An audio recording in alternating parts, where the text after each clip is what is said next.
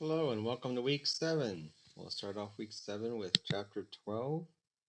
And chapter 12 PowerPoints is managing a diverse workforce, kind of a continuation of managing human resources. Okay, in this chapter, we're going to review diversity and explain why it matters, understand the special challenges that the dimensions of surface level diversity pose for managers, how the dimensions of deep level of diversity affect individual behavior and interaction in the workplace, and the basic principles and practices that can be used to manage diversity. Diversity is a variety of demographic, cultural, and personal differences among an organization, employees, and customers. Not an affirmation action, affirmative action, not an affirmative action. Affirmative action propose purposeful steps taken by an organization to create employment opportunities for minorities and women. Okay, so a company can do its own affirmative action if they see that they are not diversified in their workforce and they want to become diversified to represent or to reflect the environment that they're in. So, in other words, if you're in an environment where it's 40% minority and 60% non minority, then your workforce should be similar to that 40-60. If you're at 90-10, then that's a problem. And you can correct it by doing your own affirmative action. Or if a complaint is filed with the government, then they may impose that upon you. The purpose of it then also is to create a positive work environment where no one is advantaged or disadvantaged. Makes good business sense, helping with cost savings by reducing turnover, decrease absenteeism, avoid expensive lawsuits, which is the big one. The lawsuits happen quite often. Attracting and retaining talented workers, driving business growth, helping companies grow through higher quality problem solving.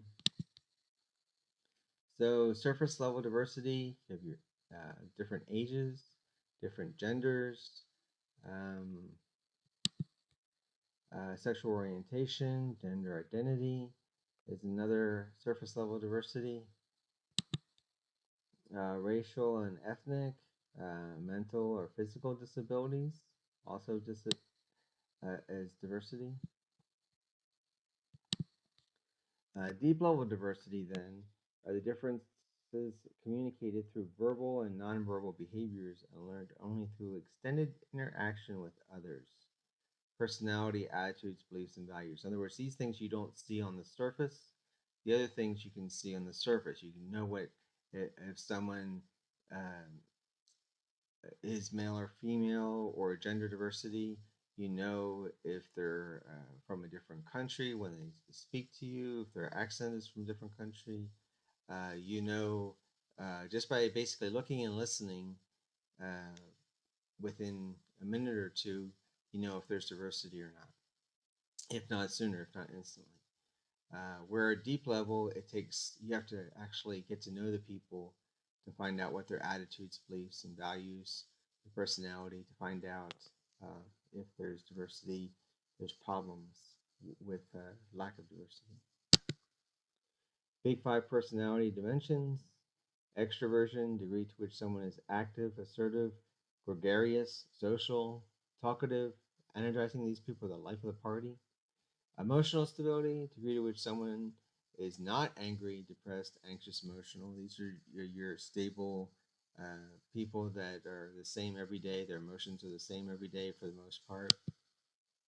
Agreeableness, degree to which someone is cooperative, polite, flexible, forgiving, good natured, tolerant, and trusting. Then you have conscientiousness, degree to which someone is organized, hardworking, responsible. You can count on this person. And openness to experience. These people are flexible. They like changes, new ideas. new experiences. So here's the diversity paradigms. Okay, so discrimination and fairness is the first one. Advantages, fair treatment of employees and increase in demographic diversity. Disadvantages, focus of diversity. Um, only, excuse me, focus of diversity remains on the surface level of diversity, dimensions of sex, race, ethnicity, things like that. Access and legitimacy, clear business reason for diversity is established. Focus is only on the surface level. There's a problem with it. Organizational plurality, work environment where all members are empowered to contribute in a way that maximizes the benefits to organizations, customers, and themselves. Individuality of each member is respected by not segmenting or polarizing people on the basis of their membership in a particular group. Okay, so you're judging people based on their performance, not based on their preferences or things that make them uh, different than other people. Diversity principles, carefully and faithfully following and enforcing federal and state laws regarding equal opportunity employment. Um, this also includes recruiting in areas where more diverse people would see the advertisement for the job opportunity. So if you're only advertising on the internet, then people that don't have access to the internet aren't seeing your advertisement. If you're only advertising in English, then people that don't aren't English speaking, if speaking English is not part of the job, then they won't hear about the job. Um, Tailoring opportunities to individuals, not groups, maintaining high standards, soliciting negative as well as positive feedback, and setting high but realistic goals. Skill-based diversity training teaches employees practical skills needed to managing a diverse workforce. You have to be flexible and adaptable. You have to know how to problem solve and negotiate. And of course, you have to do conflict resolution because whenever there's people that are different, there's going to be conflict. Awareness training designed to raise employees' awareness of diversity issues. People might be talking and not understand that what they're saying is offensive to other people. They may say, "Well, I just said this." I'm like, "Well, because you just said this, you just offended people by saying that." Social media has it all the time where people will just say whatever's on their mind and not realize how many people that they're alienating. Challenging underlying assumptions or stereotyping people. This happened a great deal with women entering the workforce back several decades ago. I imagine in some cultures it still does happen, but there's many other types of stereotypes about different types of people even today.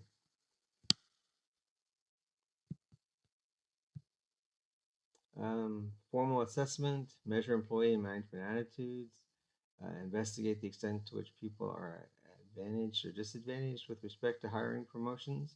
That's the easiest one because you can just see who's been promoted and what does your levels look like as far as diversity in employment. So, what do your new hires look like? What do the people leaving your company look like as far as the diversity is concerned? If you have a lot of people leaving the company that are your uh, diverse people, people that are different than the majority, then there's probably a good sign that something's wrong. If you have very few people at the top, there's a has a been big in the news about the board members of publicly traded companies having women on the board, and how very few publicly traded companies even have one woman on the board, or did a year ago before this all came out into the media. So it's easy to see if on the surface if you have diversity or not, and then you don't have to go too far down to find out other signs whether you're diverse or not. And lastly, mentoring programs which people different cultural backgrounds, sexes, or race ethnicities are paired together. to get to know each other, to change stereotype, typical beliefs and attitudes. The one problem with this is if it's forced, people might resent it. The better way to do it before this COVID-19 was to just put people in areas that were close to each other as far as their offices or their workspaces and things like that, and hope that naturally they would get to know each other and not try to force the issue. Maybe put them on the same groups, the same projects, so that they can get to know each other that way instead of having it forced. And that's the end of chapter 12.